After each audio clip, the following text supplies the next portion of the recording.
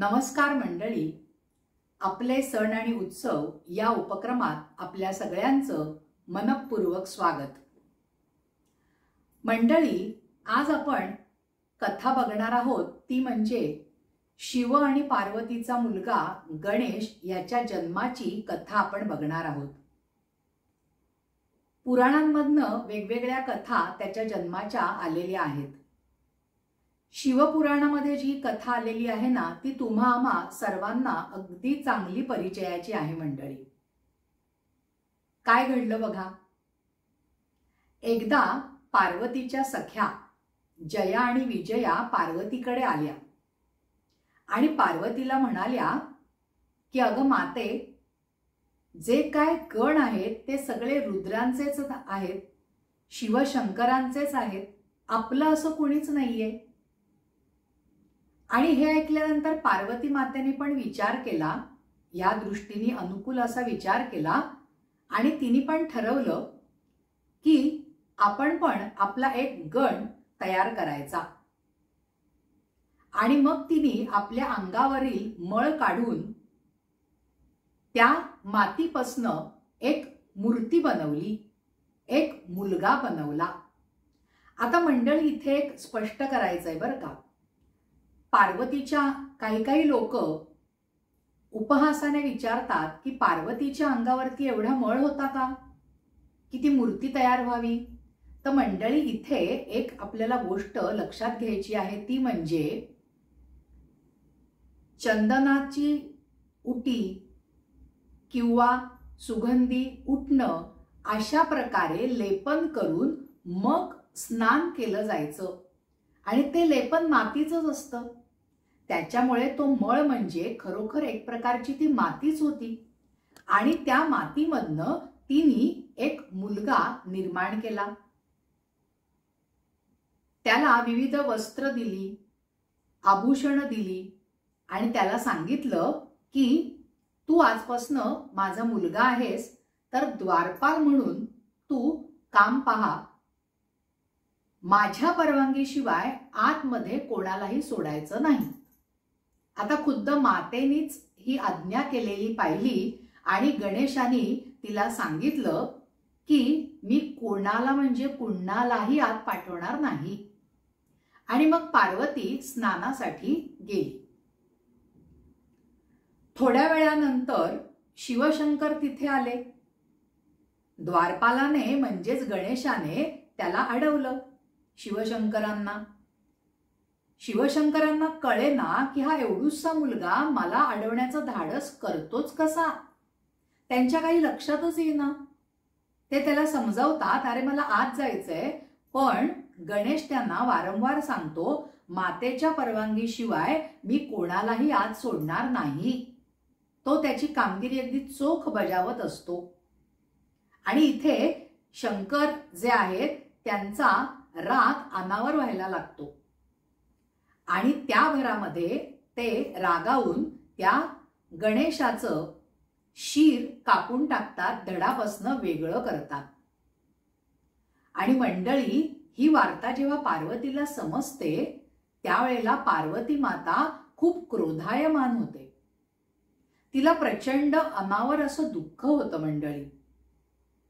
मग शेवटी पार्वती मातेचा क्रोध शांत व्हावा, तिचं दुःख दूर व्हावं म्हणून शिव आपल्या गणांना सांगतात की तुम्ही उत्तर दिशेला जा आणि उत्तर दिशेला गेल्यानंतर पहिल्यांदा तुम्हाला जो प्राणी दिसेल त्या प्राण्याचं शीर तुम्ही कापून घेऊन या। रुद्राची, शिवाची आज्ञा त्याचे गण पाळतात आणि उत्तर दिशेला जायला लागतात। उत्तर दिशेला काही काळ त्यांनी भ्रमण केल्यानंतर त्यांना वाटेत एक हत्ती दिसतो। मग त्या हत्तीचं शीर कापून ते घेऊन येतात। त्या मुलाच्या धडावरती ते शीर लावलं जातं आणि जल अभिमंत्रित करून त्या मुलाच्या अंगावर शिंपडलं जातं आणि शिवशंकरांच्या सामर्थ्यामुळे तो मुलगा परत चेतनायुक्त होतो। आपला मुलगा चेतनायुक्त झाल्यानंतर पार्वतीला प्रचंड आनंद होतो पार्वती नंदन परत सजीव झाला हे बघितल्यानंतर सर्व गणांना सुद्धा प्रचंड आनंद होतो. त्या मुलाचं रूप अगदी शोभायमान असतं, फक्त त्याला गजमुख म्हणजे हत्तीची सोंड असते. त्याची आकृती कमनीय असते. त्याच्या संपूर्ण शरीरावरती तेज विलसत असतं. आणि असा हा गणपती बाप्पा की ज्याचा उत्सव आपण 10 दिवस मांडलेला आहे, त्या गणपती बाप्पाचा जन्म झाला असं मानलं जातं. तर मंडळी, अशी एक कथा आपल्याला गजाननाबद्दल की त्याला हत्तीचं मुख कसं मिळालं त्याबद्दलची कथा ही अशा प्रकारे प्रचलित आहे. पुराणामध्ये त्याबद्दलच्या कथा लिहून ठेवलेल्या आहेत. मंडळी, या कथा मी मागच्याही भागांमध्ये म्हटलं तसं की या कथा आपल्याला काही ना काहीतरी बोध देणाऱ्या आहेत. फक्त त्याच्यातला जो बोधाचा गाभा आहे ना, त्याच्यापर्यंत आपण जाऊन पोचायला पाहिजे. एक सांगू का मंडळी, आपण हा जो उत्सव साजरा करतो ना गणपती बाप्पाचा, त्या पाठीमागे सुद्धा एक आध्यात्मिक विचार आहे असं मला वाटतं. असं माझं स्वतःचं मत आहे. कसा, मी थोडंसं मांडण्याचा प्रयत्न करते बघा. हा जो गणेश उत्सव आहे तो आपण 10 दिवस धूमधडाक्याने साजरा करतो. म्हणजे नक्की काय करतो आपण? आपण काय करतो? मातीची एक मूर्ती तयार करतो. बघा, उत्पत्ती, स्थिती आणि लय ह्या ज्या 3 अवस्था आहेत, ह्या 3 अवस्थांचं दिशा दिग्दर्शन आपल्याला हा उत्सव करून देतो असं मला खचितच वाटतं. मातीची मूर्ती आपण निर्माण करतो, बरोबर आहे, म्हणजे झाली उत्पत्ती. आणि ती मूर्ती निर्माण केल्यानंतर अगदी अंतःकरणपूर्वक 10 दिवस आपण घराघरामध्ये, मंडळांमध्ये त्याची प्राण प्रतिष्ठा करतो, म्हणजे झाली स्थिती मंडळी. लक्षात येतंय? आणि कितीही आपल्या मनात नसलं तरी 10 दिवसानंतर साश्रू नयनांनी का होईना पण आपल्याला गणपतीला भावपूर्णपणे निरोप द्यावा लागतो. त्याचं विसर्जन करावंच लागतं मंडळी, म्हणजे तो झाला लय.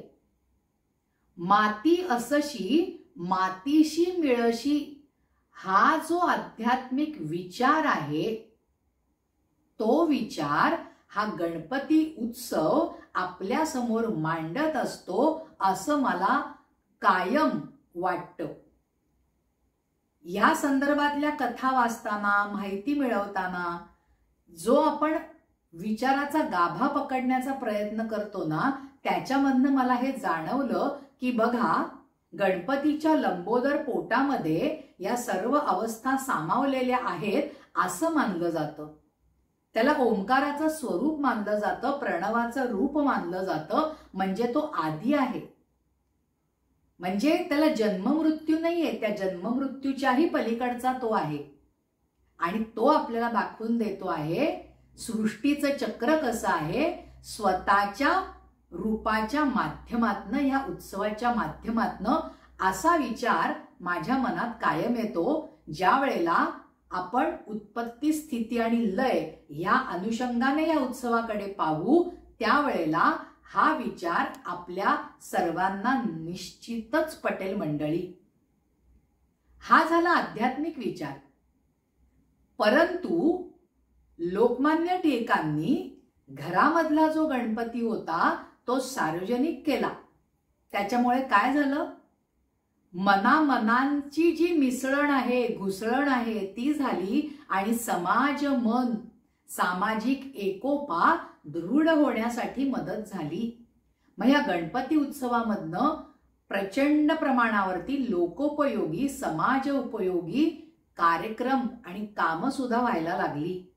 मग व्याख्यानं असतील, प्रवचनं असतील, कीर्तने असतील, मेळावे असतील, लेझिमची पथकं असतील, वेगवेगळी कलांचं सादरीकरण असेल, या संपूर्ण कलागुणांना उत्तेजन मिळालं. कारण ह्या कलांचा जो देव आहे तोच आपला गणपती बाप्पा आहे. ती विद्येची अधिष्ठात्री देवता आहे, तो विद्याधिपती आहे, बुद्धीची देवता आहे. म्हणजे या सगळ्या अनुषंगाने जेव्हा आपण गणेशाचा विचार करतो ना, तेव्हा खूप सारं मार्गदर्शन आपल्याला पदोपदी मिळत असतं. नुसता हौसे मौजेचा हा उत्सव नाहीये, तर हा सुद्धा विचार घेण्यासारखा आहे. हौस मौज तर आहे, त्याच्याशिवाय आपल्या सामान्य जीवाला विरंगुळा मिळणार नाही. पण तो विरंगुळा घेता घेता आपल्या जीवनाची जी बैठक आहे ती सुद्धा पक्की व्हायला पाहिजे. आणि गणराय त्यांच्या स्वतःच्या माध्यमामधनं आपल्याला हे सांगण्याचा निश्चितच प्रयत्न करत असतात असं मला वाटतं मंडळी.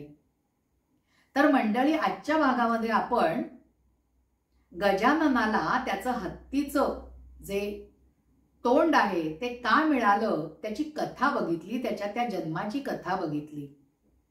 आणि या उत्सवाच्या अनुषंगाने माती असशी मातीशी मिळशी हा जो विचाराचा गाभा आहे ना, तो सुद्धा आपण समजावून घेण्याचा प्रयत्न केला. आपला आजचा भाग हा इथेच संपलेला आहे मंडळी. तुम्हाला जर का हा भाग आवडला असेल तर ह्या भागाला लाईक करा, या भागाला शेअर करा आणि अश्विनी साठे नावाचं जे यूट्यूब चॅनल आहे त्याला सबस्क्राईब केलं नसेल तर लगेचच सबस्क्राईब करा. म्हणजे येणाऱ्या प्रत्येक व्हिडिओचं नोटिफिकेशन तुम्हाला लगेचच मिळत जाईल. आता या भागाला अल्पविराम स्वल्पविराम देताना आपण सर्वजण गणपतीची प्रार्थना करूया आणि म्हणूया, वक्रतुंड महाकाय सूर्यकोटी समप्रभ निर्विघ्नं कुरु मे देव सर्वकार्येषु सर्वदा.